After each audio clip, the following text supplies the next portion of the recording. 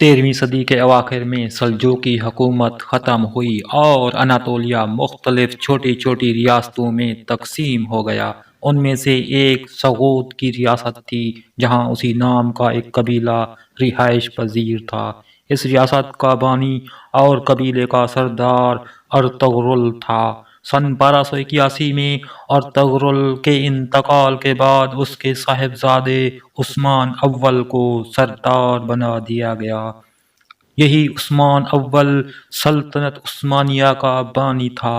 Ertugrul Ghazi اپنے فرزند عثمان کو ہر لحاظ سے پختہ اور کامل بنانا چاہتے تھے۔ اس کی اس وجہ سے جسمانی تربیت کے لیے ترغوت الپ، عبد الرحمن غازی، آخچا کوچا اور کوہنور الپ جیسے عظیم جنگجوؤں کو ذمہ داریاں سونپیں، اور روحانی تربیت کے لیے شیخ ادابالی سے درخواست کی۔ عثمان بڑا بہادر اور عقلمند حکمران تھا۔ رعایا کے ساتھ عدل و انصاف کرتا تھا۔ اس کی زندگی سادہ تھی اور اس نے کبھی دولت جمع نہیں کی۔ مال غنیمت کو یتیموں اور غریبوں کا حصہ نکالنے کے بعد سپاہیوں میں تقسیم کر دیتا تھا۔ وہ فیاض، رحم دل اور مہمان نواز تھا، اور اسے انہی خوبیوں کی وجہ سے ترک آج بھی اس کا نام عزت سے لیتے ہیں۔ اس کے بعد یہ رواج ہو گیا کہ جب کوئی بادشاہ تخت پر بیٹھتا تو عثمان کی تلوار اس کی کمر سے باندھی جاتی اور دعا کی جاتی کہ خدا اس میں بھی عثمان جیسی خوبیاں پیدا کرے۔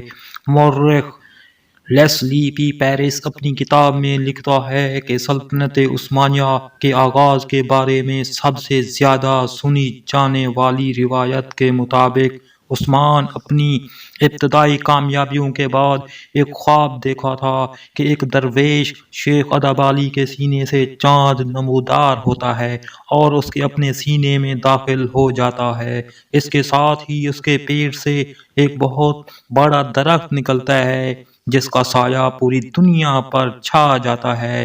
اس درخت کی شاخوں کے نیچے چشمے بہتے ہیں جن سے لوگ پانی پیتے ہیں اور کھیت سیراب ہوتے ہیں۔ نے جب شیخ ادابالی سے تعبیر پوچھی تو انہوں نے کہا کہ خدا نے عثمان اور اس کی اولاد کو دنیا کی حکمرانی کے لیے چن لیا ہے، اور انہوں نے کہا کہ ان کے سینے سے نکل کر عثمان کے سینے میں داخل ہونے والا چاند ان کی بیٹی ہے، اور جو اس خواب کے بعد عثمان کی اہلیہ بنی۔ فرینکل لکھتی ہیں کہ ابتدائی عثمانی سلطانوں کو اپنے آغاز کی تاریخ معلوم کرنے سے زیادہ دلچسپی دوسروں پر حکومت کے اپنے حق کو ثابت کرنے میں تھی۔ وہ مزید لکھتی ہیں کہ اس خواب کی کہانی کے حق میں دستاویزی ثبوت بھی تاریخ میں ملتا ہے، اور وہ یہ کہ سلطنت عثمانیہ کے ابتدائی دور کی زمینوں کے جو کاغذات ہیں ان سے اندازہ ہوتا ہے کہ عثمان کے دور میں ادابالی نامی بزرگ موجود تھے، اور اس بات کی بھی کوئی شہادت ہے تو ان کی بیٹی عثمان کی 2 بیویوں میں سے ایک تھی۔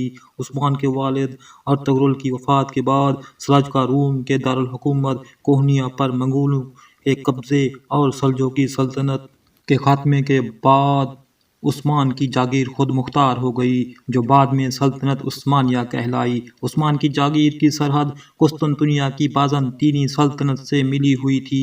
یہ وہی بازنطینی حکومت تھی جو عربوں کے زمانے میں رومی سلطنت کے نام سے مشہور تھی، جسے الپ ارسلان اور ملک شاہ کے زمانے میں سلجوقیوں نے باجک زار بنا لیا تھا، اور اب یہ بازنطینی سلطنت بہت کمزور اور چھوٹی ہو گئی تھی، لیکن پھر بھی عثمان کی جاگیر کے مقابلے میں بہت بڑی اور طاقتور تھی۔ بازنطینی قلعہ دار عثمان کی جاگیر پر حملہ کرتے رہتے تھے، جس کی وجہ سے عثمان اور بازنطینی حکومت میں لڑائی شروع ہو گئی۔ عثمان نے ان لڑائیوں میں بڑی بہادری اور قابلیت کا ثبوت دیا اور بہت سے علاقے فتح کر لیے، جن میں بروسا کا مشہور شہر بھی شامل تھا۔ بروسا کی فتح کے بعد عثمان کا انتقال ہو گیا۔ عثمان کے بعد اس کی اولاد میں بڑے بڑے بادشاہ ہوئے جنہوں نے اس کے خواب کو سچا کر دکھایا۔ تاریخ اسلام میں کسی خاندان کی حکومت اتنے عرصے نہیں رہی جتنے عرصے تک آل عثمان کی حکومت رہی، اور نہ کسی خاندان میں آل عثمان کے برابر قابل حکمران پیدا ہوئے۔